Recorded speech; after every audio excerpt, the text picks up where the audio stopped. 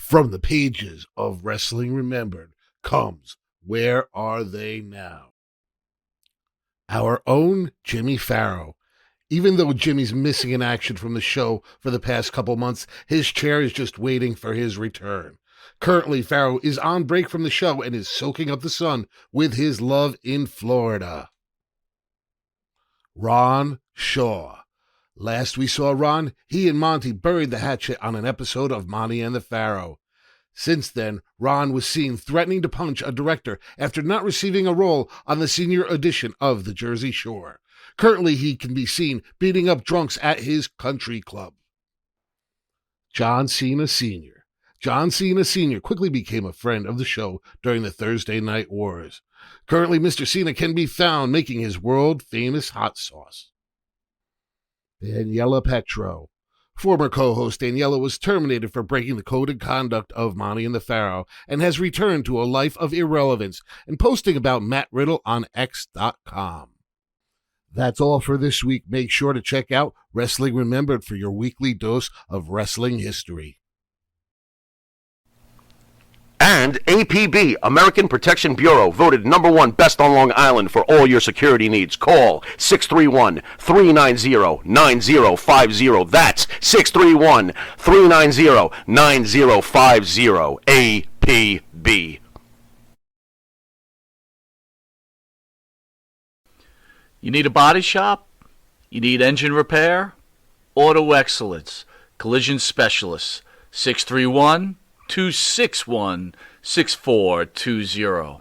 That's 631-261-6420. Auto Excellence. Jimmy, I gotta take a dump. What? No, I mean I need a dumpster. Well, for all those needs, you need to call Big V Dumpster Rental, Long Island, New York, 631-900-DUMP.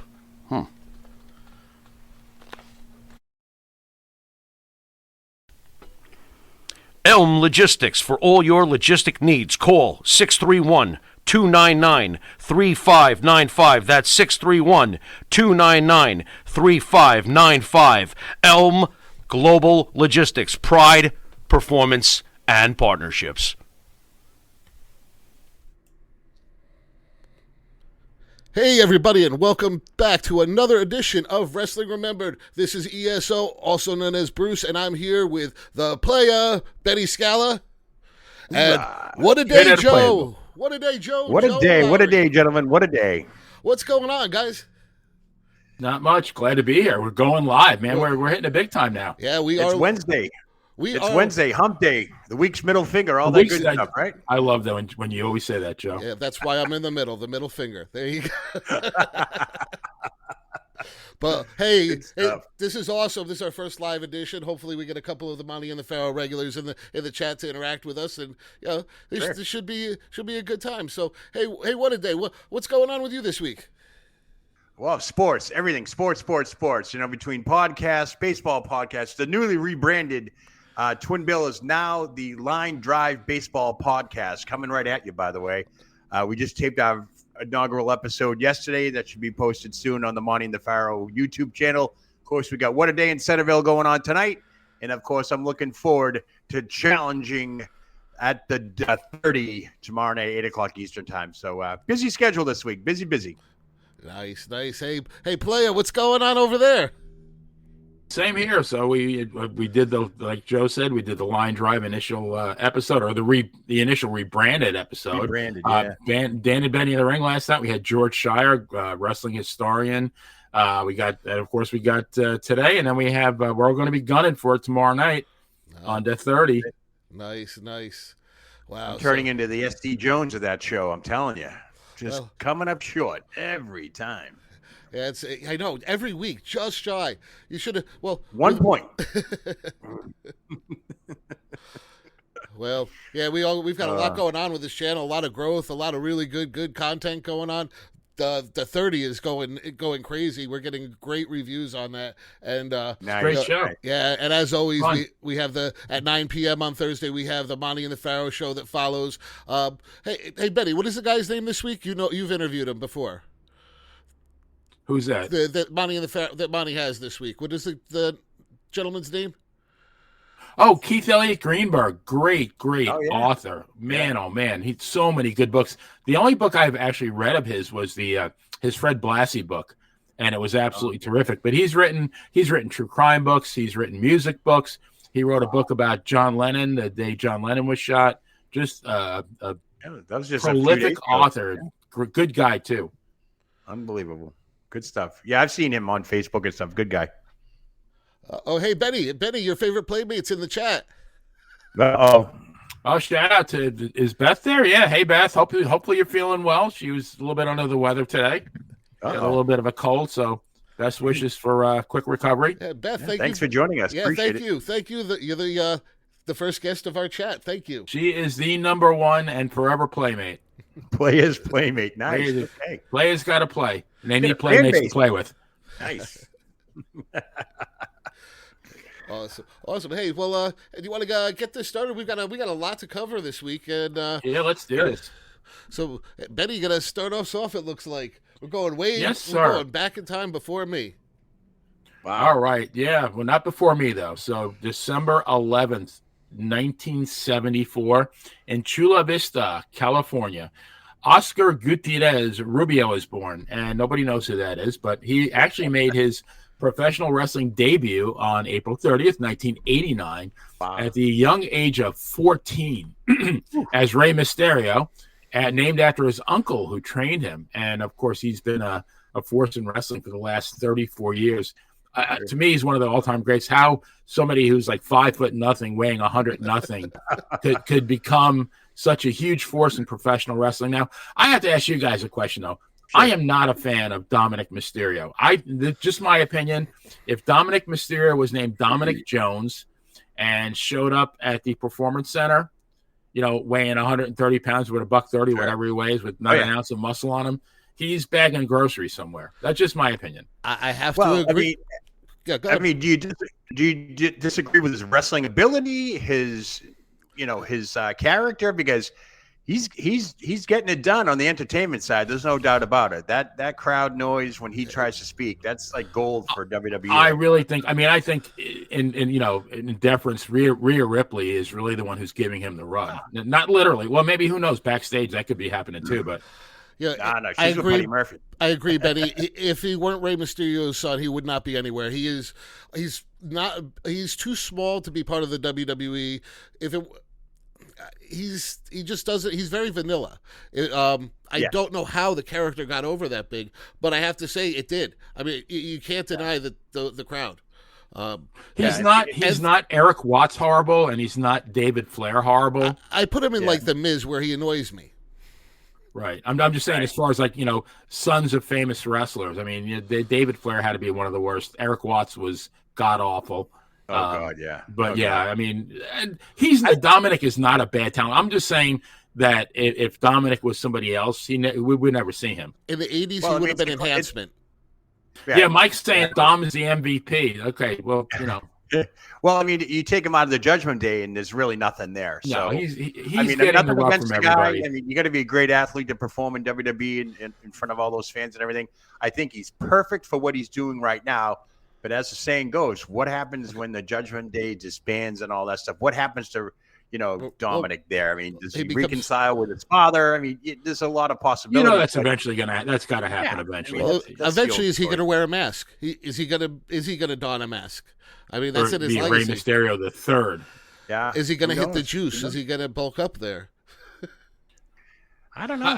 And I'm not saying he's not good right now. I'm just saying he never would have gotten that door open if he showed up at the Performance Center, looking like he looked.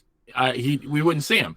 I mean, the guy literally grew up in a WWE ring. I mean, the storyline with Guerrero and Mysterio and the battle for custody and all that stuff. I mean, he knows the business. Yeah, grew up on TV. Like I said, he's perfect for what he's doing right now. And I can't see him, I can't see him as anything else right now. I can't picture it. If it's rebranding of something like that, I don't know. But right now, he's perfect for where he's at right now, for what he can do and what he's established as far as the top heel in the company. Yeah. I would say. Oh, look at this. We're already penalized 7 points for the. I mean, what happened to free speech here? Come Oh on. my God. Who got deducted 7 points? This is crazy. Oh, jeez. Oh, I'm wait, already wait, wait. screwed. Phil, I might it as well- says it's Phil who got deducted. Phil, you were starting tomorrow. Oh, +7. Oh, there you go.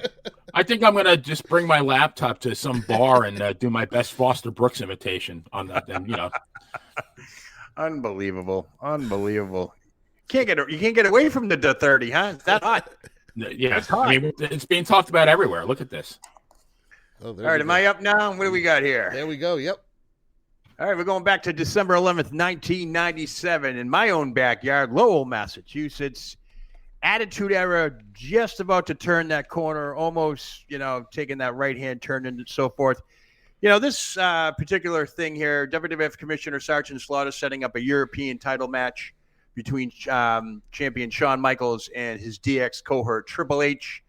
Michaels, obviously the WWF champion at the time, lays down and allows Triple H to cover him for the pinfall and the championship. Now, this is, this would be one of several DX's encounters with Sergeant Slaughter for the next few years. With Shawn Michaels laying down for Triple H and so forth, it was perceived back then as mockery, not only to the sport, but to the European Championship. So this was kind of, this is where that turn was taking place where, they're going to do things their own way now, and they're going to get away from, because, Slaughter wanted them to brawl, and they weren't going to have it. DX was formed. We all know what happened after that and so forth. Quick note, though, Shawn Michaels defeated the British Bulldog in September of 97 in Birmingham, England for the title. And in less than 3 months, the title was unified with the, they battled for 3 months, but the title was finally unified with the Intercontinental title all the way back up to July of 2022. I did not know that. For some reason, that European title, did anybody pay attention to the European Championship back then? Anybody? I have a question about the European title. Was it ever defended in Europe? Well, yeah. What do you call it? British Bulldog won it there, and I think that was it though, wasn't it? Well, then Michaels beat him in Birmingham, England. After that, They did, okay. 97. So technically, yeah, it was birthed over there. But this title, I mean, I looked at some of the title holders. I don't know. I wasn't a big fan. Let's put it that way. It wasn't like it was half of the IC title. It was just, it was a step unify up with from the, the hardcore title. To unify with the Intercontinental title made zero sense to me. That IC title has been around since '79. We all know Pat Patterson, Rio de Janeiro, big tournament winner there. Yeah. But Legendary and then you got to throw the Europe. Yeah, that was awesome. What a tournament! I mean, I had can't tickets. I can't find the actual footage of the match, but I heard it's out there somewhere. My flight got canceled. Yeah. But yeah, that's what I got for that one, guys. So, the laying down, they considered it a mockery. A lot of wrestling pundits and so forth were getting on board with the DX and the Attitude Era. And, they thought it was, some people thought it was funny. Some people thought it was a mockery, not only to the title, but to the sport itself. But hey, we've seen a number of those types of finishes before. So, Well, we're going to fast forward a number of years to 2014 NXT TakeOver Re-Evolution. So this sees the debut of Kevin Owens, who defeats C.J. Parker, who is now known as Juice Robinson. In the main event, Sami Zayn defeats Adrian Neville to win the NXT Championship, only to be attacked by his lifelong friend Owens, who power bombs him off the ring on the ring apron. So that was we got to look. These guys have been together on and off forever, and they just don't seem to be reaching that main event level that they were kind of groomed to get. In NXT, they were top guys, but in the WWE, they just don't seem to be getting that next level. But when we check out the whole card, you had Kevin Owens making his debut, defeating C.J. Parker. You had the Lucha Dragons, Kalisto and Sin Cara defeating the Vaudevillains. Who was that? That was I love the Vaudevillains. Oh man, that was such a great team. Yeah, 80 English and Simon Gotch. English. Yeah, right. Yeah, Baron Corbin defeated Ty Dillinger by pinfall. He had long hair then, I bet, right? Yeah. Yep. Finn Balor and Hideo Itami defeat the Ascension. Charlotte defeats Sasha Banks for the NXT Championship, and then Sammy defeating Shocker. Yeah, and then Sammy defeating Neville. So Yeah, a lot of future main eventers and a lot of future history in the WWE there. But I think that big thing is Kevin Owens debuting on that day. He's made his definitely made his impact. I'm just waiting for him to get that next break to become that main eventer. I don't know what it came up with a huge push though. He went right over Cena. Didn't he won the U.S. Championship? Yeah. When he started, and then he just kind of stalled after that. Well, he had a run with Roman Reigns for a while there. Yeah, I saw that was a great match too. Yeah. The Reigns Owens title match was phenomenal. There's no doubt about it that NXT hit gold with the Owens Sami Zayn feud, because that even brought my attention to NXT to see what those two can do and so forth. They work very well together. They really fast forwarded them to Raw and SmackDown right after that, and they tried to do that same thing again. It just didn't go over as well. I don't know if because nobody really knew the history, even though they tried to show you the old photos of them in Canada and all that stuff. My take on this is I think history is going to repeat itself. I know Sammy's out with an injury right now, but Sammy is on fire. He's loved by everybody. Owens, same thing. I think you're going to see this Owens-Sami Zayn thing. They're going to get together, probably at WrestleMania and do something together again and all that stuff. But I think come next year, SummerSlam like that, you're going to see a full-blown Sami Zayn, Kevin Owens battle royale. I think that's what's going to happen. They're going to groom that again. Yeah, so I think get a lot of juice out of that. Yeah, they were too new when they came up to WWE. When they got transferred up, and everyone was like, okay, who's Kevin Owens again? Who's Sami Zayn?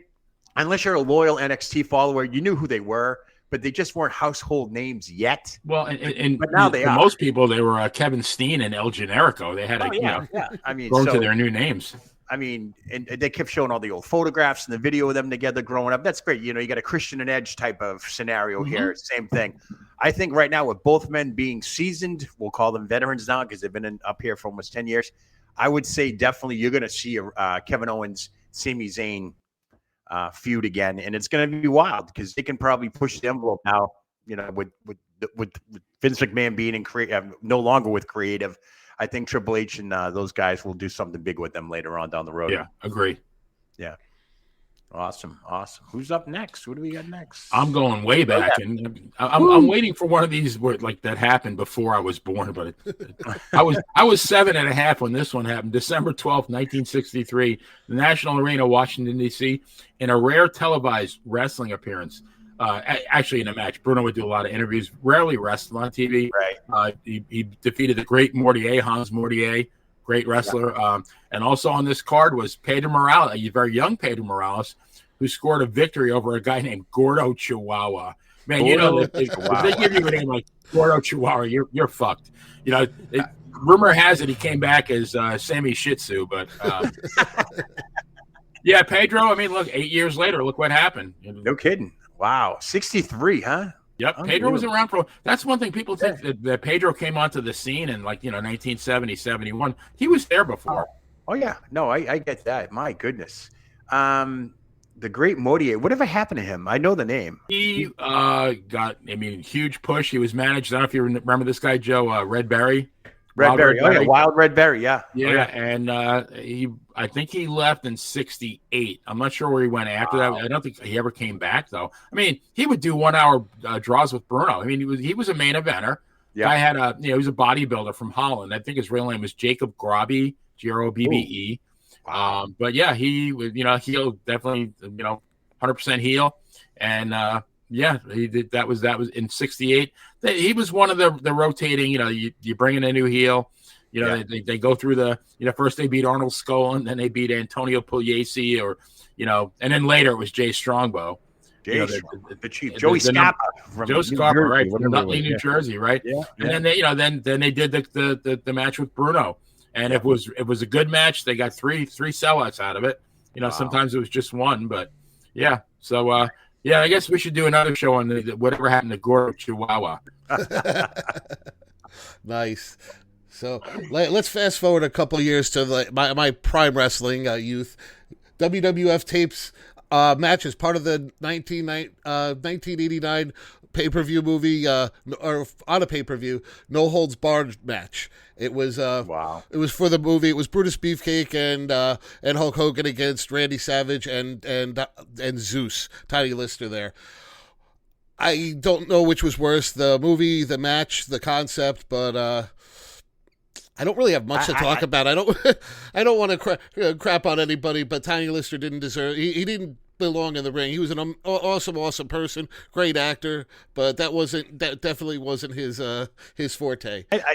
That's a typical Vince McMahon circus money grab right there. I mean, yeah. that was the movie, the big screen, literally off the big screen into the ring. Yeah, and it was so huge. I was scratching my head on this one. Yeah, I was scratching my head on this one. I was probably 12-ish, 12, 13 at this point, and big wrestling fan. So for me, I couldn't wait to go see it, and I think that might have been one of the reasons I stopped watching wrestling at that point.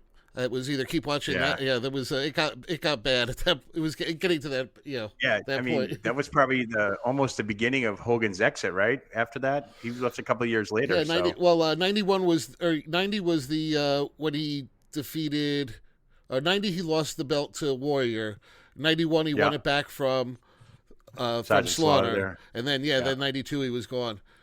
But this was I could say this is big time stuff right here now. That's Bruce, you lost 4 more points for no selling, no hose bar. Now you're minus 11. You must have stayed home. Jeez. Oh, gee, big surprise there. I know, right? I'm going to actually win tomorrow. You'll all be negative by the time I get on the show tomorrow night. This is great. This is good stuff. All right. That looks like I'm up here, folks, right? All right. Yes, so December 12th, December 12th, 1990, Minneapolis, Minnesota, obviously the AWA Heartland. AWA World Heavyweight Champion Larry Zbyszko relinquishes the title to his father-in-law, who we all know is Vern Gagne. When he signs with WCW, the title was then retired, and the AWA was gone the following year. I'll be honest with you, I just really recently found out that Vern Gagne is Larry Zbyszko's father, or the late Vern Gagne. I didn't know that for years. So he's married to Larry's married to Kathleen Gagne. By that time, though, the AWA had, already been inactive since the fall. Yeah. Despite the inactivity, they continued to broadcast programming into 1991, maintaining a presence in the wrestling world, but we all know. However, the final blow to the AWA came when the promotion, unable to sustain itself, financially filed for bankruptcy. This event signified just the end of the championship, but also the closure of the once prominent wrestling promotion, thus ending an influential era in the professional wrestling history, as well as the territory system. Like this, I got out of the Navy at this time, and I was like blown away that what happened to the AWA? Like that was, I picked up the old wrestling magazines, and there were 3 world champions: NWA, AWA, and WWF.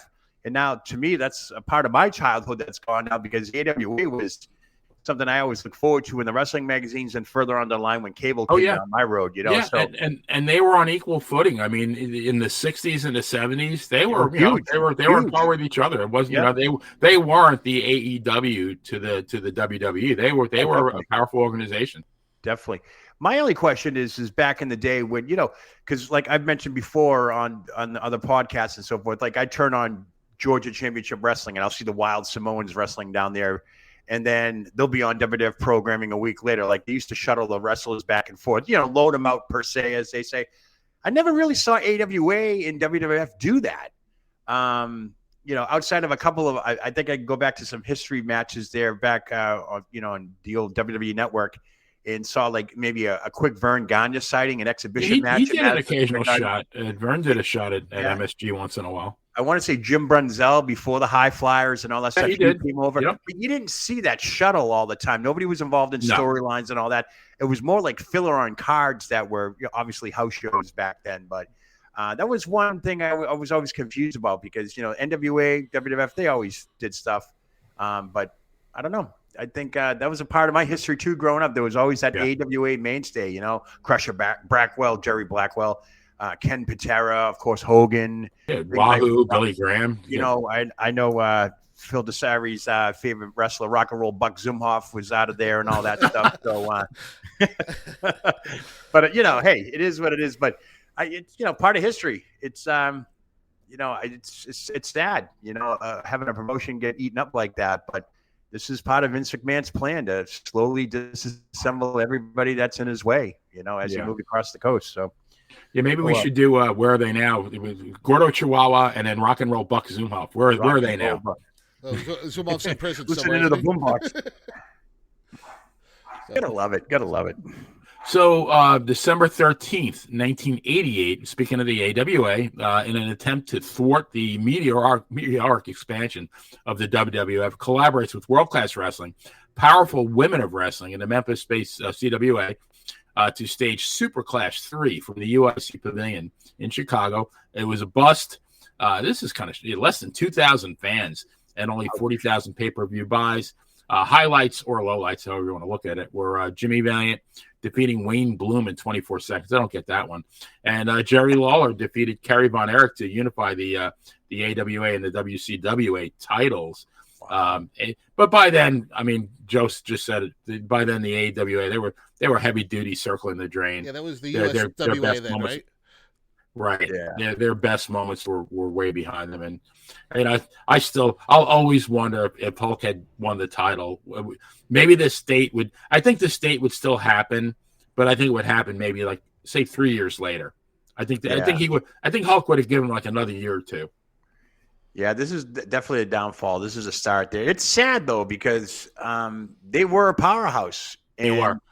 They just got gobbled up by the Vince McMahon marketing machine. And this is definitely the circus era of WWE now, where, they're packing, their house shows were like in stadiums, 15, 16,000, like Saturday night's main event. They had easily 15,000 people at the Meadowlands or something like that. Yeah, this was coming off of WrestleMania 3 era. That was like... So, I mean, it's sad. I mean, I don't know what it is. To me, I sometimes think it's location, where they were located.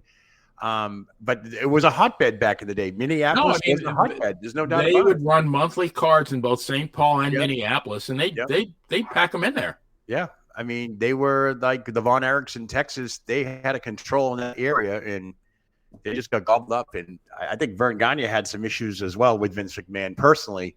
So who knows what happened on that end. Right.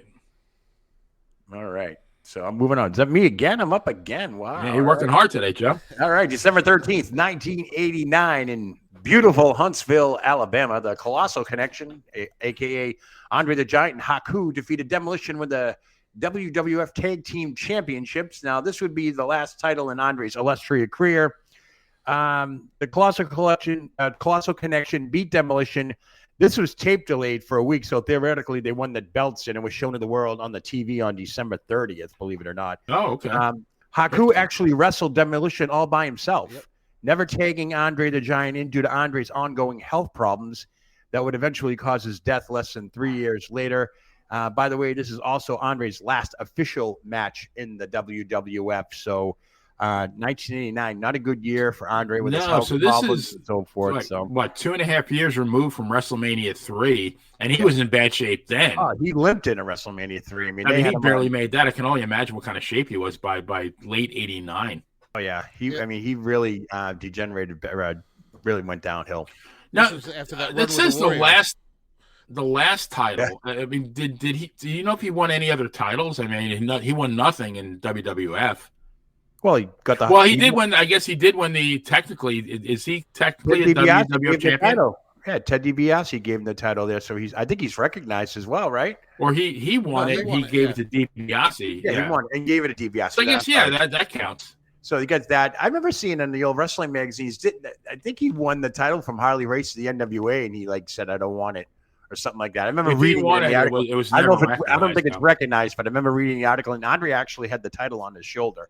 But I think it was one of those deals where, I won, that's it. I don't want to be the champion, because Andre by then was being loaned out to everybody from Vince McMahon Sr. Yeah, so Phil makes a very good comment. Poor Andre couldn't stand up straight. I mean, by then, he was in absolute agony.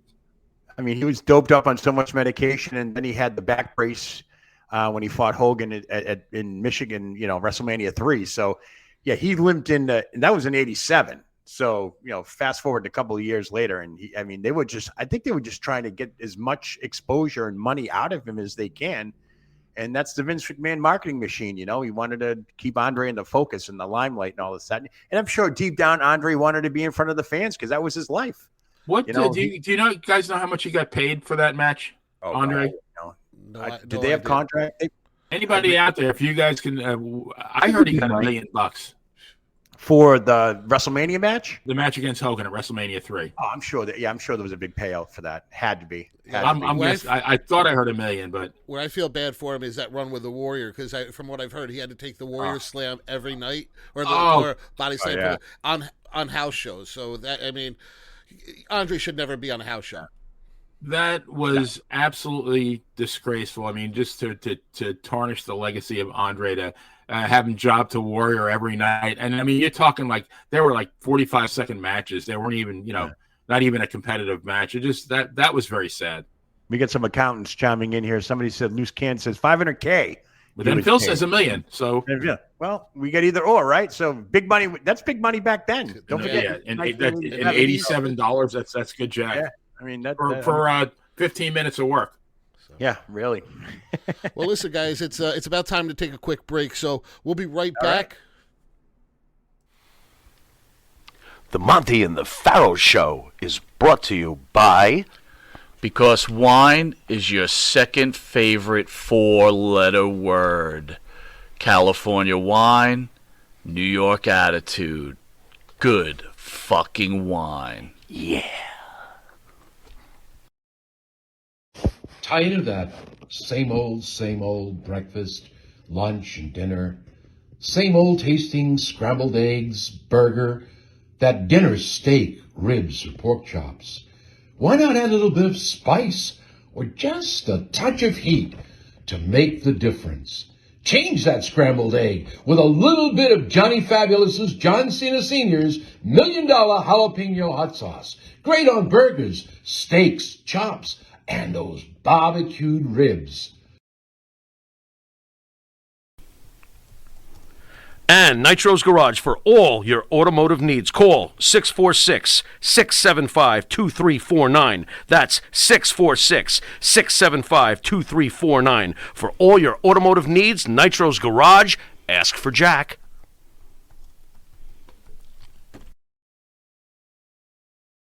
Do you treat your dog as part of the family? Well, so do we. So why not celebrate your pup's birthday with the ultimate party box? Check us out on Instagram, Twitter, and Facebook at Party Pup Info, and let us make your pup's party or any celebration perfection. M&J Video Games and Collectibles. Sport and non-sport cards, wrestling items, autographed items. We buy, sell, and trade. M&J Video Games and Collectibles, located at 1049 Queen Street, Southington, Connecticut. Call us at 1-860-479-9223 or 860-93-GAMES. M&J Video Games and Collectibles. Welcome back to Wrestling Remembered. Let's real quick give a shout out to our faithful followers here. We got Phil DeCesare, the president of Thursday Night and habitual The 30 champion. We got Loose Cannon. We got who else? We got Beth Harper, the number one playmate, the premier playmate, and then we have Matthew Holland. Wait, the notorious Matthew Holland is in the house. Yes, notorious. That's a good wrestling name, Matthew Holland Tunnel. That'd be good, right? That's a Chris Berman, right? Oh yeah, there you go. Oh yeah, Chris Berman. He could go all the way. Nice. The Raiders. The Raiders. Yeah, thanks everybody for tuning in. Greatly appreciate it. That's awesome. So let's stay on December 13th, but we're going to go to 2009 in San Antonio, where WWE's first Tables, Ladders, and Chairs pay-per-view took place at the AT&T Center. 3 title changes took place. Drew McIntyre defeated John Morrison to win the IC Championship. Sheamus won his first WWE Championship by defeating John Cena in a tables match, and the main event saw DX, Shawn Michaels, and Triple H defeat Chris Jericho, and The Big Show to win the unified WWE Tag Team Championships. Wow. Wow. So it's amazing how many of these guys are still there today. And look at Sheamus. This was Sheamus's first title. Sheamus still so relevant today. At any point, he's one of the few people that I think could be few WWE competitors that could be brought back into the main event picture at any point. Drew McIntyre. Come on, now I didn't realize how much of an impact he's had on the WWE for so long. Oh yeah. Got Christian still wrestling at that point, and that was what we would have thought would have been the end of his career, and now he's reinvented himself, and he's probably bigger than he's ever been. Well, over in AEW, I got to tell you, this is probably like my I want to say 09 to probably 2011, where I didn't really tune in every week religiously like I do now, because the product was very, very stale at that time. I'm not sure what was going on. Well, they were cultivating the future audience. They were catering towards the kids so that they could grow up into this new attitude era that we have now. Right. I mean, because these guys have been already in the ring close to 20 years now. And it's like, okay, what are we going to do now? It was stale at that time, if you remember. And this is pre-WWE Network. I know it was shortly after they wanted to, take WWE to another level and so forth. But it was a tough time for me anyways for those 2 years. All righty. So we're going back to the AWA, December 14th, 1973. I was 3 months into college at that point, Minneapolis, Minnesota. Vern Gagne defeats The Crusher, Reggie Lasowski, to win his 6th AWA World Heavyweight Championship. And my comment here is, I guess it helps when you own the promotion, right? But now I want to get your guys' take on this, because this is something I've thought about. As far as WWF in the 60s and 70s, it was very formulaic. Like I said, they bring in a heel from another territory. Then he slowly work through the card, beat the Arnie Skolin, maybe beat the Nucci, right. Or later on beat the Strongbow, get the match with Bruno. Bruno always won. The guy would slide down the card and leave for the next territory. They brought the next guy in. And they did that for years and years and years, and it worked. I mean, they always sold out the Garden. Yeah. But with Gagne and the AWA, I'm kind of making a joke that he won I think he won it 10 times in total, but their formula was a lot different. I mean, he would let, he had Mad Dog Vachon held the title for a couple of years. You had Bill Miller. You had, who else? Dr. X, the Destroyer, Dick Beyer. Right. You had Bockwinkel for 5 years, from 75 to 80. So their business model was the baby face fighting from underneath as the underdog. Sure. Where, the WWF had, was the other. Bruno was the hero. He was on top, and then the heel was chasing the champion. So just wondering what you guys thought about. They both worked. Yeah, definitely that worked for Vern Gagne for a long time and so forth. But I also want to reiterate that Vern Gagne was running his wrestling school at that time. So a lot of his talent would be thrown on TV and all that stuff too. But my thing here is the eat, sleep, repeat process does get stale. How it didn't go stale sooner, I have no clue. I didn't live over there at that time. Obviously, I wasn't watching it there, but watching this now, we're talking 1973. Vern Gagne defeats Crusher to win his 6th AWA title. I mean, that's incredible. I mean, when you think about it, Bruno was a 2-time champ. Backlund was a 2-time champ. Pedro 1-time. Nobody has won the title like that. At least in that era. So that's kind of like, I could pick up a wrestling magazine and they were always a couple of months behind, but 1 minute it could be Vern Gagne, the next minute it could be Crusher or whatever, or whoever the other champions were. So that, to me, that formula, that looks like it could get stale pretty quick, especially if you did that now. That's for sure. Yeah, I think the only reason why, I was going to say the only reason why it didn't go stale was that it was Bruno. Yeah. But then, it did work for a bit with Pedro, but eventually it kind of faltered. And then you had to bring Bruno back in. Sure. And then finally Bruno said, look, I had enough. I'm, 42 years old. And they brought this superstar in. And a little bit of a twist, right? Now you got a heel champion, which I think they should have given him a longer run as a heel, there's no doubt about it. Babyface. But like you said, it helps when you own your own promotion. I mean, that's like Vince McMahon. If he wrestled back in the 60s and 70s, will you keep winning the title every other weekend because he just wanted to? But I mean, you think about it, it's kind of, I don't know, that formula, obviously it worked for them for a while, but I just don't see how it could work anywhere else. I mean, you own the company, you're doing all the booking, you're doing all the promotion, you're pretty much running the whole entire show, including, promoting yourself. You know what I mean? Don't forget Vern Gagne was a wrestler as well. He was also a promoter. He was also an owner. So he's doing it all. So and then you push your 100. You talk about nepotism. You push your 150-pound kid. it was like very like. I mean, he was a very good worker, but I mean, he did not look like a wrestler. Can I ask what's the difference between the 50-year-old Vern Gagne putting the title on himself and the 50-year-old Vince McMahon doing the exact same thing? Because Vince didn't wrestle all that time. Vince McMahon was a character. He was the boss, chairman of the board. And the other thing was, Vern Gagne had a huge amateur background. Oh yeah, I mean, he was a wrestler.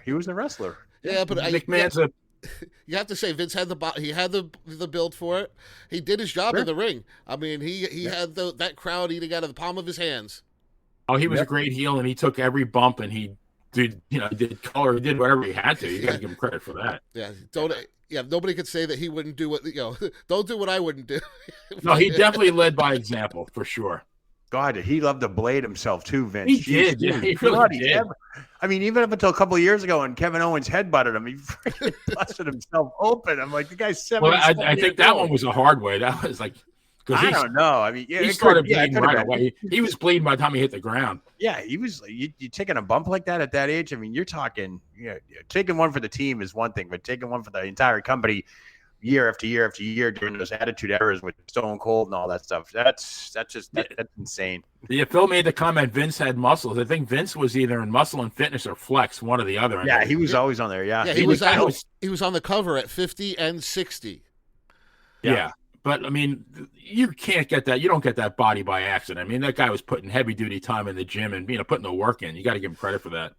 He was playing a character. That's what he was doing. He went from the office to the ring, and I think it all started with the Bret Hart screw job, right? Bret screwed Bret, and that's when the Vince McMahon moniker, aka character, came into focus. And Pat after saying roids, I think Vince did have a little help from his friends. Well, Vince has always been a big guy. If you look at him next to Bruno in the old days, wrestling commentary, Vince was a good sized guy.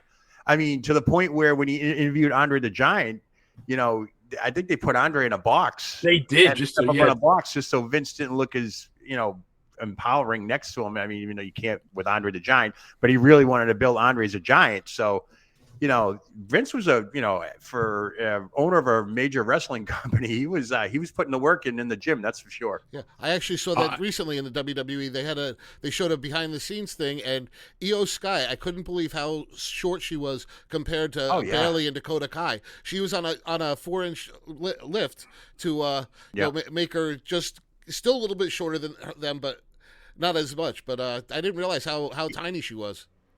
Oh yeah, same with the other girl. Was it Hiro Shikita, the girl from AEW, the small one there, the inaugural champion, AEW Women's Champion. Her name's slipping my mind right now, but she wears like 4-inch heels on her things, and she's still small. Half of these girls can't even see over the top rope, so I don't understand the concept. I understand they're athletes and they're athletic and all that stuff, but I come from that era where you got to have some presence in the ring. You got to be. Charlotte's a good presence in the ring. Bayley, girls like that. I mean, don't knock Sasha Banks. She's still kind of short. These girls are Becky Lynch. She looks like she's starving herself after she had her baby. I hate to say that. She's not as bulky as she used to be when she was wrestling, because you are a wrestler or a sports entertainer. You have to have some presence in the ring. And some of these girls lack that. And it's okay. I mean, it's fun to watch, but you want to believe the character. But when you see, somebody like Io Sky, she's going to do those stunts to get herself over. She's a great wrestler. Don't get me wrong, but you got to have some bulk there to take those bumps. So you got to be careful. So I think it looks like I'm up again, aren't I? Well, all right. So we go December 14th, 1998. I love this year. Monday Night Wars in full swing.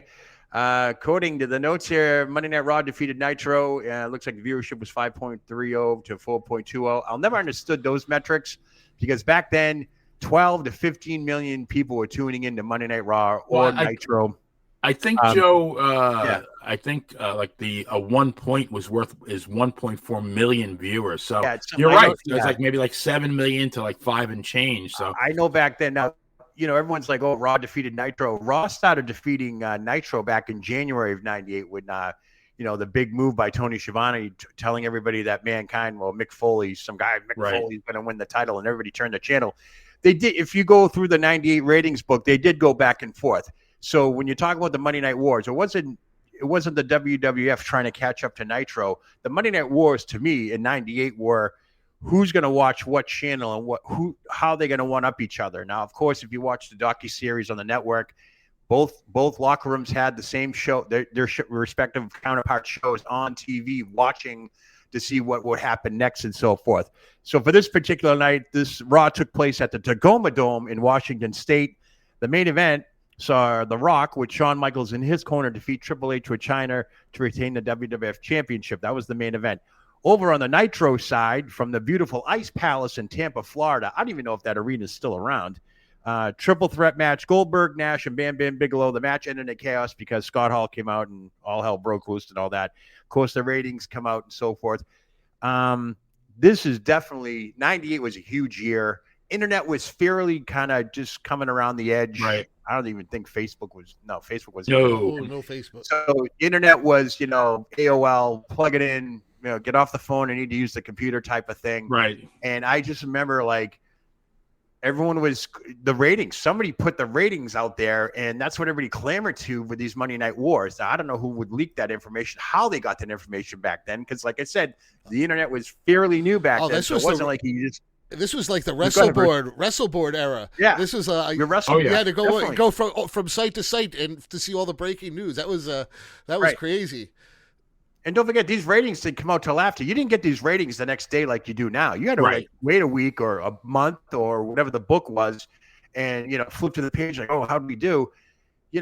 This is the height of the Monday Night Wars right here. This was, if you look back in the '98 ratings, they were going back and forth. 1 week it was Raw, 1 week it was Nitro, but it slowly, turned into everybody's tuning into Raw now because obviously we're going to talk about it soon that the Attitude Era takes over. So that was good stuff there. Here's my question though. We had George Shire on Dan and Benny in the Ring last night, and actually, this is actually something we spoke about.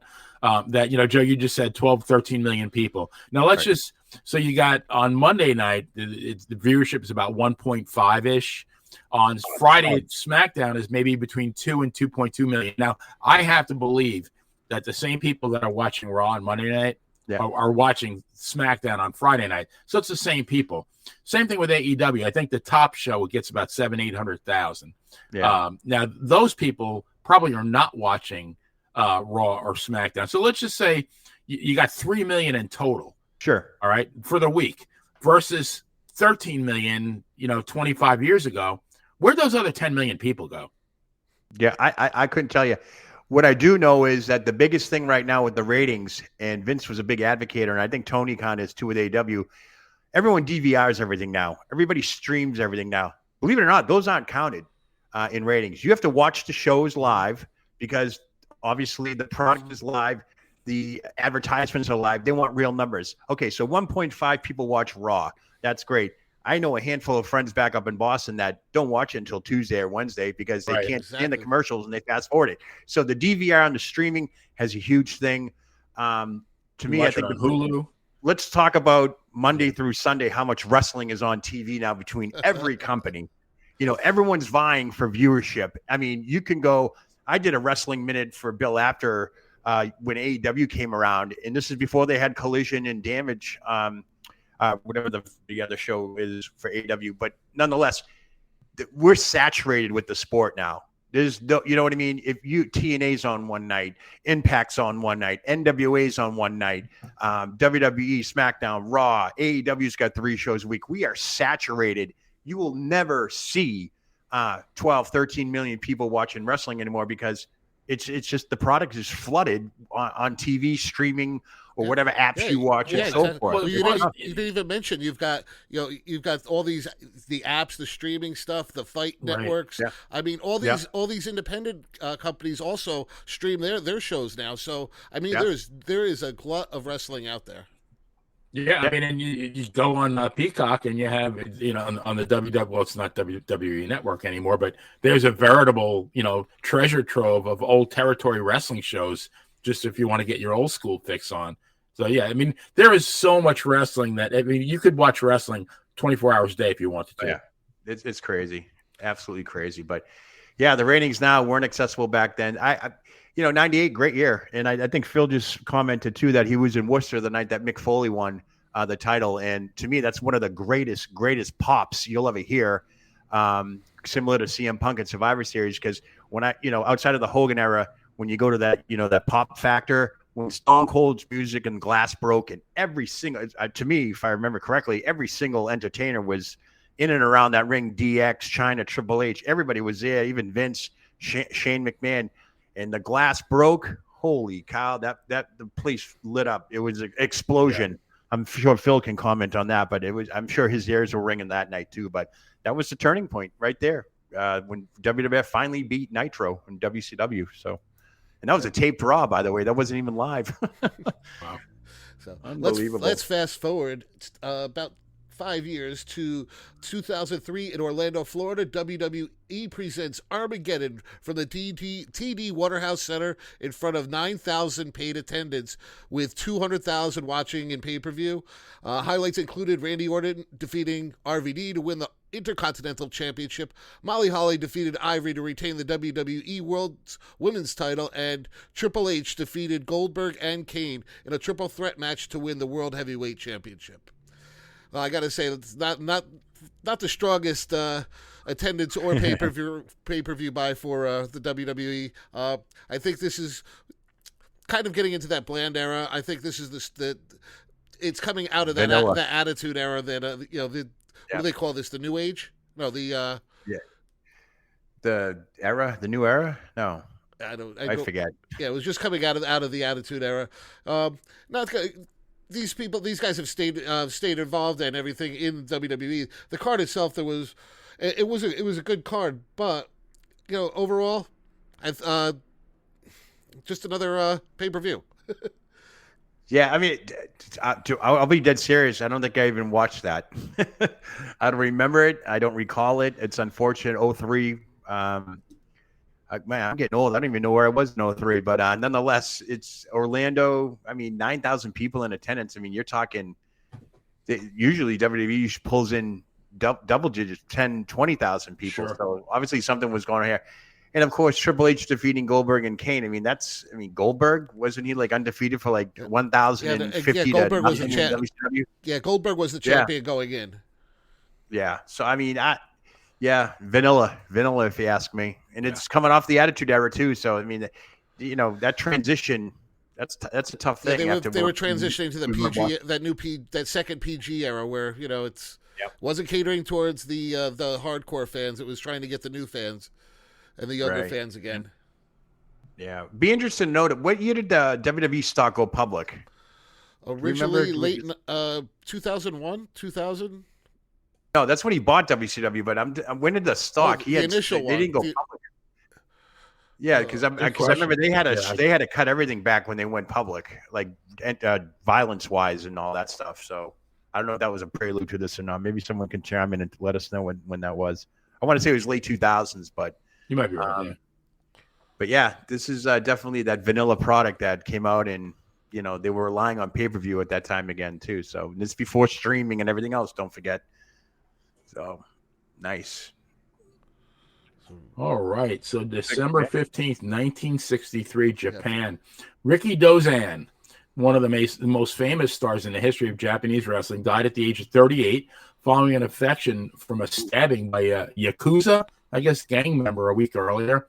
And he and Freddie Blassie did huge business when Blassie toured Japan. And I think he actually came to the United States at one point and won back then they had the WWA, World Wrestling Alliance, was considered actually, if you go back to the magazines back in the late 60s, you had the NWA, WWF, or WWF, AWA, but you also had the WWA, which initially was based out of Los Angeles and eventually migrated to Indianapolis. Right. It was bought by the Bruiser, but I think Ricky Dozan did actually defeat Blassie to win that championship. He was a huge star. He before Baba, before the Inoki, Ricky Dozan was the man in Japan. He was a big guy, wasn't he? Was he a big guy? Yep. He was a huge guy. I guess nowhere but on a wrestling podcast we could talk about Japanese gang members. Right. I mean, that's crazy. 38 years old. Unbelievable. They took their wrestling serious. They do. They still do. They still do, yeah. Unbelievable. Yeah, Fred Blassie was huge in Japan, wasn't he? He was a major draw. Yeah, he was. Yep. And when he wasn't busy with John Tolos, because I got to make Phil happy there for this. You get a point for that one? I'll redeem one of my 11 points that I lost. But no, Blassie made frequent tours to Japan. Actually, he met his wife there, his second wife. And he loved Japan, and Japan loved him. Well, when he turned babyface, they loved him. They hated him in the beginning. I think they called him like the vampire or something like that. Yeah, he used to bite everybody. That's right. Yeah. Yep. I remember those pictures in the magazines. So let's fast forward to 1987 in Atlantic City, New Jersey. The second ever Slammy Awards. The most painful. The most noteworthy part of this was Vince McMahon's amazing performance of Stand Back that we've unfortunately seen a million times since then. Yes. Oh. Amazing. Tongue-in-cheek there. Play, have you ever seen that? Play, you ever seen him sing that song? I did. Yeah, I used initially the script said cringeworthy, and there was no lip syncing there. There was no Bruce used a little editorial license there, made it amazing. I'll stand by the cringeworthy. Cringeworthy. Come on, he had all the dance moves there. I wonder if Stevie Nicks wanted to sue him for the title of that song, because she had a big hit, Stand Back too. But wow, maybe she should have wrestled him in one of the WrestleManias. That would have been a great match. That would have been cool. There you go. So unbelievable. I know you guys, probably didn't watch this because it was a little cheesy back then. But this was for me prime wrestling. I was a little kid and I ate it up. And you look at some of the things you had. The Hulk Hogan's Real American Award went to superstar Billy Graham. Woman of the Year was Elizabeth. Jesse the Body Award went to Rick Rude. Bobby the Brain Heenan Scholarship Award went to the Islanders. Andre the Giant, Hercules, King Kong Bundy, and Harley Race. Best Ring Apparel was the King Harley Race. Manager of the Year. The candidates, Manager of the Year. Candidates were Bobby Heenan, Mr. Fuji, Jimmy Hart, and Slick. And none of the above won. So, best performance by an animal was George the Animal Steele. Oh, did he win that one? Unbelievable, shocker. The one that I remember, the one that I remember the best was for the song of the year. You had all the Stand Back, you had Pile Driver, Girls in Cars, and the Honky Tonk Man, and then Sika came out and ate the envelope. So we never learned who actually won that one. So my personal favorite was Land of a Thousand Dances. Yes, that was a big one. The video and everything I loved that one. But awesome. That wasn't nominated. Meatloaf was in there. Yeah. But that was great stuff. Yeah, I ate it up. This was I thought this thing was great, but it definitely, looking back, it was it was cheesy, but it was good entertainment. You can't argue that. Don't forget 1987. Everything was done big. Everything was big hair, big everything. So this is the probably right in the height of the circus era for the WWF. This is crazy. So fast forward 10 more years to 1997 in Charlotte, North Carolina. Bret the Hitman Hart makes his first WCW appearance since signing with them the previous month. The purpose was to announce that Hart would be the special referee between Larry Zbyszko and Eric Bischoff. Woohoo! Wow. I gotta say, this was one of the nails in the coffin in WCW, was bringing Bret Hart in. I don't think we would have had the Attitude Era if Bret Hart would have stayed in WWF. Betty and I have kind of discussed it before, but could you picture what character would Bret Hart have played in an Attitude Era WWF? Yeah. I can't see one. It wouldn't be marketable. It wouldn't be marketable. No, that's why. Wouldn't be believable. No. No, and I don't think he would even do it. And I mean, but I will always say that I never, the minute I saw Bret Hart on WCW, I never once thought he felt comfortable. I mean, he was making a boatload of money. Yeah. But they didn't use him correctly. And he was a WWF F guy, but that also passed him by though, because he could not have. I don't think he would have fit in the way he fit in previously. Well, I said it earlier. Brett screwed Brett. Right. I mean, come to find out now. I mean, have we finally discovered that this whole thing was a major work? I mean, the Montreal screw job and everything that went down. I mean, it was, you're looking at what? Not even a month went by, right? He's already in the WCW? Right. Because Survivor Series was in November, so the screw job. So, yeah. Just didn't. Oh, good comment by Loose Cannon. Jive Soul Bro is still a dope song. I totally agree with that comment. Gee, I wonder who sang that. It was Slick, wasn't it? Doctor of Style. It's the only one I can remember. Unbelievable. I mean, the wrestling album, is that the year the wrestling album came out too? Like Morocco had a pile driver song. It was a great song on that album. I'm going to bring it. Was Nikolai Volkov singing Cara Mia. Oh, there you go. What a voice that guy had. I'm serious too. I mean, the guy had a beautiful voice. And that is true. David Wolf had a lot to do with this. Phil chimed in with that one too. David Wolf wrote a couple of those songs. So he was with obviously the rock and wrestling connection with Cyndi Lauper. So that's pretty cool. All right. Who's up? Am I up? No. I'm up again. Right. All right. December 15th, 1997. I have a prepared statement, by the way. Vince McMahon in a pre-tape segment aired on Monday Night Raw. Vince announces that WWF will be moving from the good guys and bad guys concept to a more attitude, and hence the Attitude Era is born, even though I think they were really entrenched. Just a couple of highlights from his speech. It has been said that anything can happen here in the World Wrestling Federation, but now more than ever, truer words have never been spoken. This is a conscious effort on our part to open the creative envelope, so to speak. So in order to entertain you in a more contemporary manner, even though we call ourselves sports entertainment because of the athleticism involved, the key word in that phrase is entertainment. We also think that you're tired of the same old simplistic theory of good guys versus bad guys. Surely the era of the superhero who urges you to say your prayers and take your vitamins is definitely, let's just say, passé.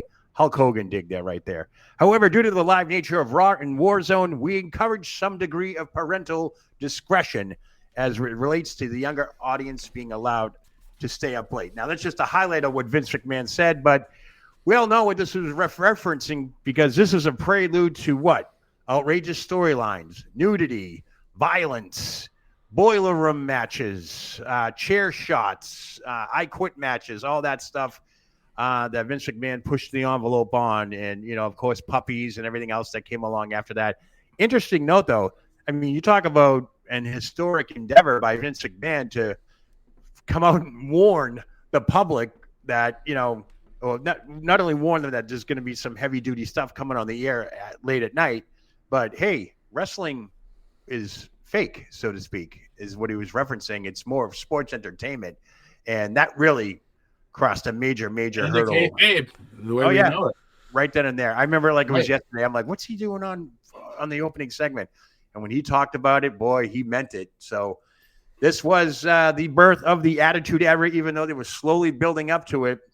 And Vince saw dollar signs, and boy, Mr. McMahon was born shortly thereafter. So this is a big deal. This was a huge deal. When was it actually believable? I mean, I don't think coming out after the late 50s, early 60s, pretty much everybody understood what it was, even though you didn't necessarily say it.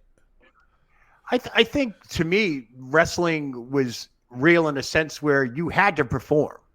Whether, athletes have to perform. Wrestlers do the same thing. I come up in the era of professional wrestling where a story is told, like a soap opera and so forth. But yeah, I was, I would suck myself into that element. I cried when superstar Billy Graham tore up Bob Backlund's title, and Backlund was physically bawling his eyes out saying, why? And that was, to me, was believable. Even though they weren't wrestling, that storyline made it believable. Yes. Andre the Giant getting attacked by Killer Khan with a broken leg. People in the audience were screaming and crying. And I'm a 13, 12-year-old kid going, what the hell's going on? What's going on here? Your guy's got a broken leg and he's attacking him. So, it was believable to the extent where the storylines catapulted and sometimes overtook the wrestling side of it. To me, it was believable back then. The term was temporary suspension of disbelief, and they did that to perfection They made it. I mean, Vince Russo said that. I mean, that he compared the difference between wrestling then and wrestling now. Wrestling then were two guys working hard to make you, the audience, believe that they were actually having a fight. Right.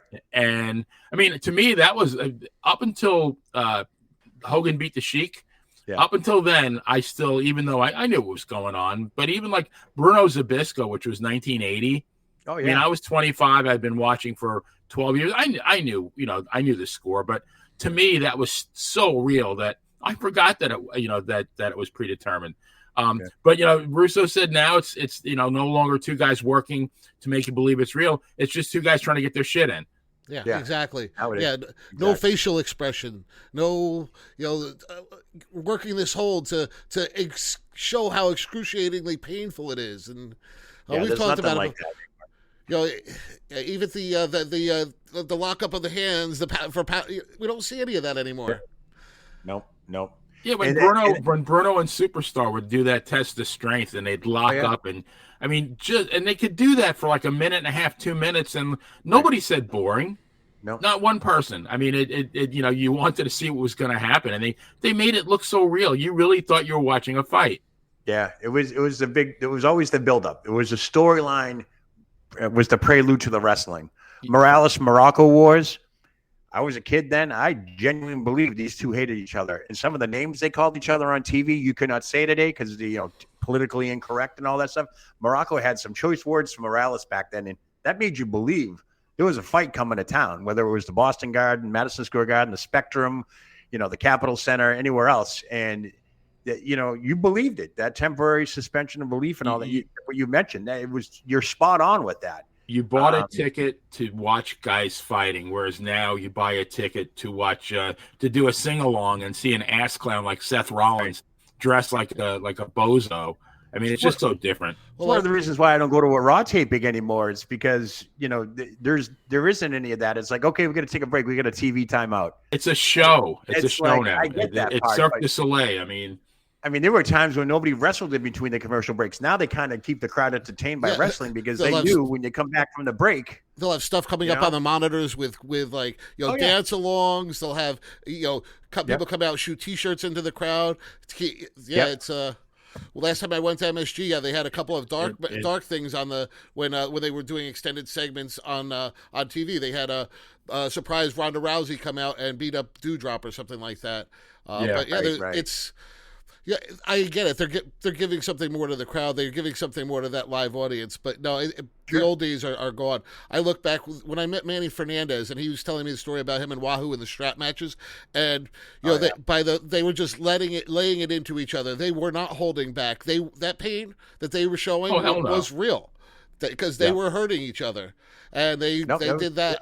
Left and right. I mean, he told me one point that he had to go get a bunch of stitches because of the strap, and I believe him. I mean, the shoot matches, as they call, are just non-existent anymore. It's just what they do. Like you said, you get in, get as much crap in as you can before the next commercial break. There's just no storytelling anymore. No. You know what I mean? Like, talk about CM Punk coming back. That was great. Hell froze over. That was shocking, and the shock and awe and all of that. But where do we go now? You know what I mean? I'm sure that's for another podcast, but yeah. And by the way, Punk is very, very vanilla. It seems like he's holding back or he's being held back. Because his promos just don't have the usual spice that he normally would have. Oh, you're going to see that change. I think the end story is. I think you're right. I think that is part of a larger story. Here is the prodigal son, but we all know what happens. Sooner or later, he's going to butt heads and absolutely. And people, and the WWE is going to build on that, and they're going to want us to wait and watch and see what happens. And when it finally does happen, that'll be the end of that. So, yeah, absolutely, you got it. Totally agree. All right, so December 16th, 1990, St. Louis, Missouri, Starrcade WCW presents Starrcade 90 Collision Course at the historic Kiel Auditorium. This show featured the Pat O'Connor Memorial International Cup Tag Team Tournament in honor of the great former NWA champion who had passed away earlier in the year. In the finals, Team USA, which was the Steiners, defeated Team Japan, which was Great Muta and Mr. Saito, to capture the cup. And in non-tournament action, Sting defeated Black Scorpion to retain the NWA World Heavyweight Champion. Dick the Bruiser was the special guy. I love that name, Dick the Bruiser. Dick the Bruiser. What a name! And one of my favorite wrestling magazine articles was "I Can Lick Any Man Alive" by Dick the Bruiser. Something you could never say today. Wasn't he like a big tag team with Crusher? I mean, yeah, Bruiser and Crusher. Those are wrestling names. If I Richard Atlas was his real name. He played for the Green Bay Packers. Yeah, and came to wrestling because, believe it or not, back in the 50s, you could make more money as a professional wrestler than you could as an NFL ball player. Wow, there you go. Yeah, unbelievable. I'm sure he could. But I have a question though. Who and if anybody out there, the Scorpion, the Black Scorpion, I do not think was Flair this time. Was it Al Perez? Anybody know who that was? Might have been Al Perez. I'm going to say Al Perez, but maybe Phil might know that. Interesting. Have to get someone to chime in on that if they can. Yeah. Definitely. Check that out. All right. Am I up again? Yes, sir. Up. Oh, boy. Okay. We're going to go December 16th, 2007, Pittsburgh, Pennsylvania. WWE presents Armageddon from the Mellon Arena in front of 12,500 people paid attendance, with 237 watching via pay-per-view. In the main event, we saw Edge defeat Batista and The Undertaker in a triple threat match to win the World Heavyweight Championship. Again, this is that stage of WWE where transformation, almost kind of like eat, sleep, repeat is going on and so forth. Quick note, some of the matches on there that I liked. Rey Mysterio defeated MVP by countout. That was a big one. Big Daddy V and Mark Henry with Matt Stryker defeated CM Punk and Kane. CM Punk on the card. Shawn Michaels defeating Mr. Kennedy. Whatever happened to Kennedy? Does anybody know? Triple H lost to Jeff Hardy. Finlay with Hornswoggle, another one there, defeated the Great Khali with Singh in the corner. Chris Jericho defeated Randy Orton. Good match there by disqualification. Beth Phoenix defeated Mickie James. Obviously, two Hall of Famers there. Edge defeated Batista and The Undertaker and so forth to win the championship. Vanilla pay-per-view, to say the least. Experts really, I want to say, gave this probably a 6 or a 7 out of a 10. Like I said, 2007, things were starting to change. I know Vince was probably looking in a new direction, still trying to find out what year they went public with the stock and so forth. Because, I think still said 2003. Okay, 2003. So they're already public. So, no more violence, no more blood, no more, the stuff that the Attitude Era was used to and so forth. Things were kind of, I don't know, to me, during this year, again, I would tune in just to see what happened. But I wasn't I didn't buy the pay-per-view all the time. By then, the internet was up and running, and we were cooking with that. So I can find out the results probably as they happened at the time. I think iPhones were just coming out then too as well. So like a vanilla to me, like, I know we hate to use that word, but yeah, this was not, I got to go watch this pay-per-view because I got to see so-and-so. This was eat, sleep, repeat for me. I'm sure some people disagree and so forth, and that's great. It's great to have an opinion, but to me, yeah, it was just whatever. So to you, Joe, I'm getting out of here, right? I'm getting out of here. I'm getting. So speaking of getting out of here, it looks like Phil has got to go. He's got some clients. So Phil, we will see you tomorrow night on the 30. See you, Phil. All righty. So moving on to 2012, WWE presents TLC at the Barclays Center. The event marks the debut of The Shield, Roman Reigns, Dean Ambrose, and Seth Rollins in a 6-man TLC match against Daniel Bryan, Kane, and Mr. Charisma himself, Ryback. The match was won by The Shield. Main event saw Dolph Ziggler win a ladder match with Money in the Bank briefcase at stake when AJ Styles turned on John Cena to side with Ziggler. So check that out, the debut of The Shield. Who would have thought that, 12 years later, according to PW Insider, or Pro Wrestling Illustrated, Roman Reigns, Dean Ambrose, and Seth Rollins are the number 1, 2, and 3 top wrestlers. I think it was Seth, then Roman Reigns, then Moxley there. So he carries that torch to this day, Moxley. He knows that. He spent the next few years in WWE, and he was point blank miserable, right? He was like, So Pat F is chiming in with, he said Kennedy is now doing something, Boxing. boxing announcer now. Oh, cool. Thanks, Pat. Appreciate that. Only fitting, right? And with the, he had that classic thing with the mic coming down. And welcome, Pat. Pat's a newer viewer, so welcome, Pat. Yeah, Pat, welcome. Thanks for coming by. Appreciate you, Pat. Thanks for the info. Nice, good stuff there. Awesome. Oh, it looks like Lil Patty jumped in the chat too. Patty, how's it going? Hey. Little Patty's a Chiefs fan, I think, if I remember correctly. Chiefs and Pats this Sunday. All right, who's up? Benny, you up? I believe it's me. So December 17th, 1979, New York, Madison Square Garden. Bob Backlund defeats Bobby Duncombe in a Texas death match to regain the WWF Championship. The title had been vacated 10 days earlier. Backlund went to Japan. Inoki beat him in a title change that was never recognized. I guess in the return encounter, they went to a draw. Inoki didn't want the championship, which I don't understand, but and it was never recognized. And Backlund's reign is continuous. They show him from February of 78 to December of 83. I don't get that. I mean, NWA would do the Harley race, the Briscoe, to Japan with the Baba. Yeah, we talked about that last week. Yep. And and then even Dusty won the title, I think, 3 times, but I don't think he ever had it more than a couple of weeks. They had no problem changing the belt out frequently, but the WWE, they believed in that long-term thing. At least then they did. I'm starting to think it was like a prestigious thing. They didn't want to have that, champion for a day or two type element that the NWA had and so forth, a.k.a. Tommy Wildfire Rich. What do you hold the belt? 7 days, 6 days? Garvin had it 1 month. I don't think he made it. Right. So, I think it's a prestigious thing, but I also think it was just the power thing. If you weren't there, you didn't know about it. Unfortunately, people were there and they did know about it. Just like Greg Valentine and Backlund in November of '81. That was that title was vacated a month before. Same situation there. It was only recognized in New York, but it wasn't recognized anywhere else. Even though the wrestling magazines come out and showed Valentine wearing the title.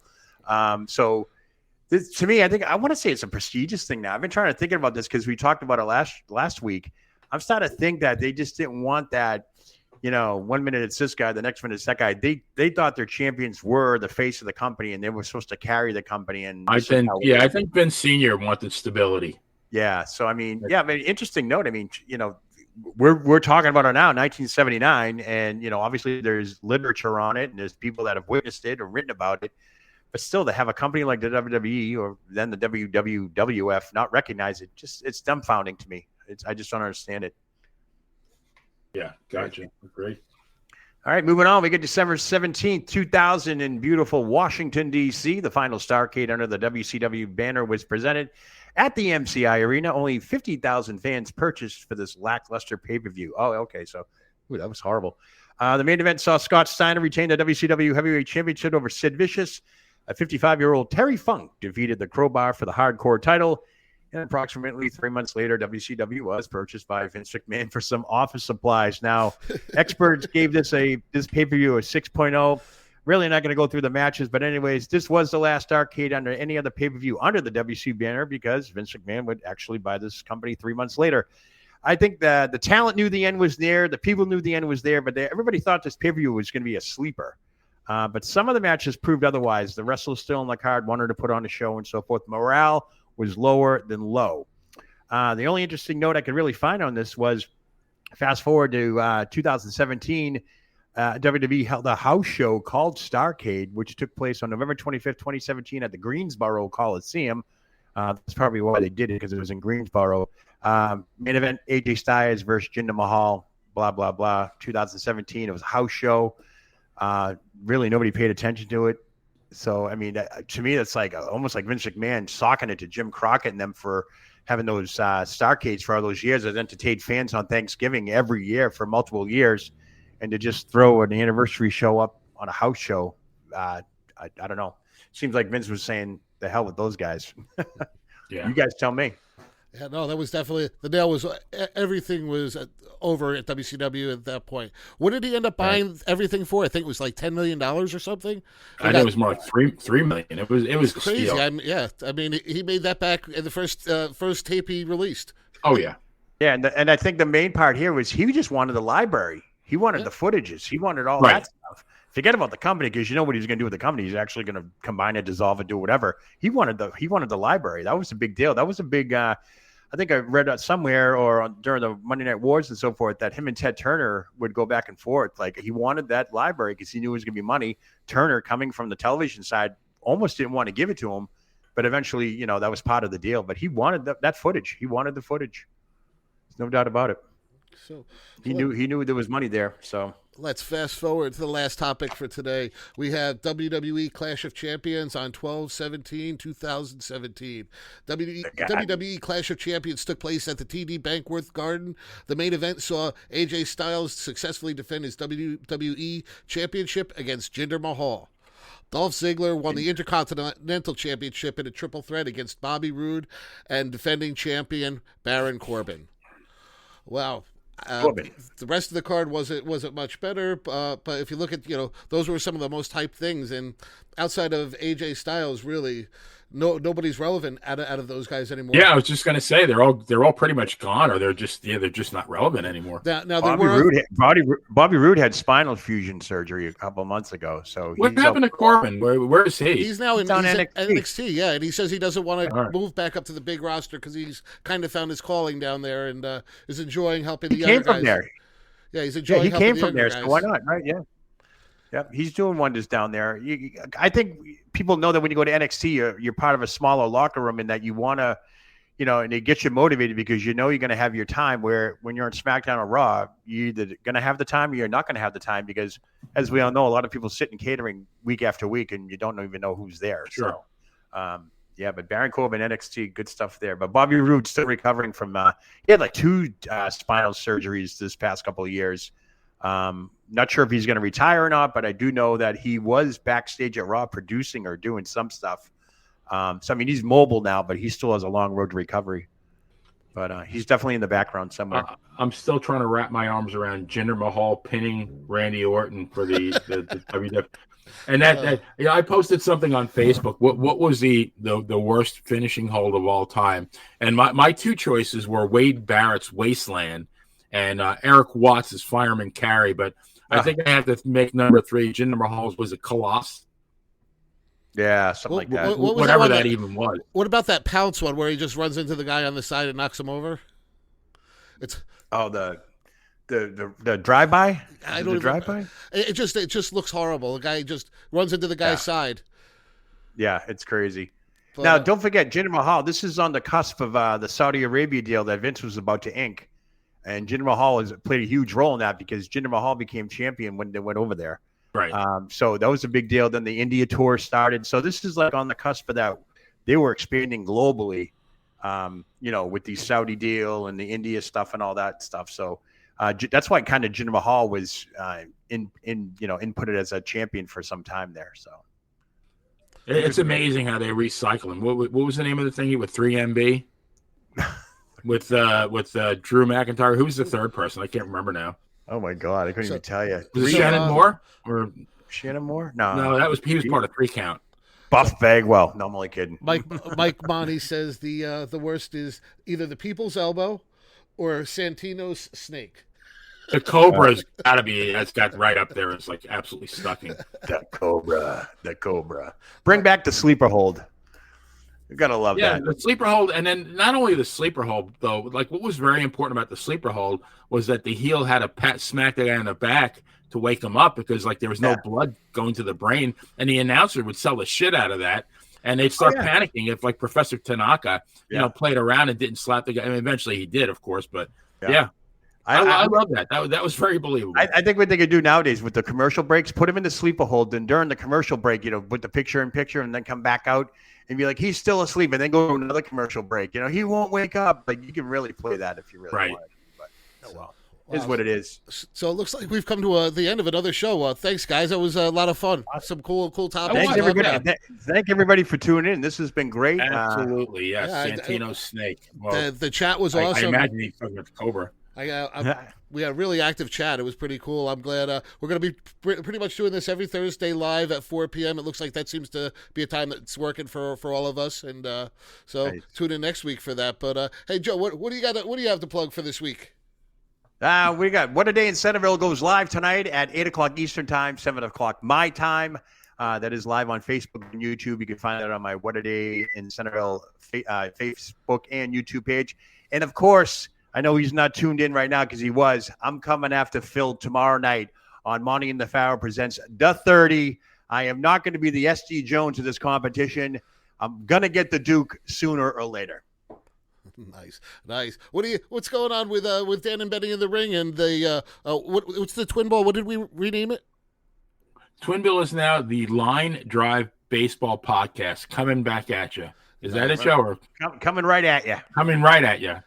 Dad, But, more importantly, as an Italian man, I want to know what little Patty is cooking for dinner. That's what I mean, because that's all I really care about at this moment. She's awesome. Oh, she's cooking? Oh, what is she cooking? Yeah, she's trying to listen, but she's cooking supper at the same time. I got to know what she's making. Well, hey, why don't we thank her for tuning in? That's great. Absolutely. Yeah.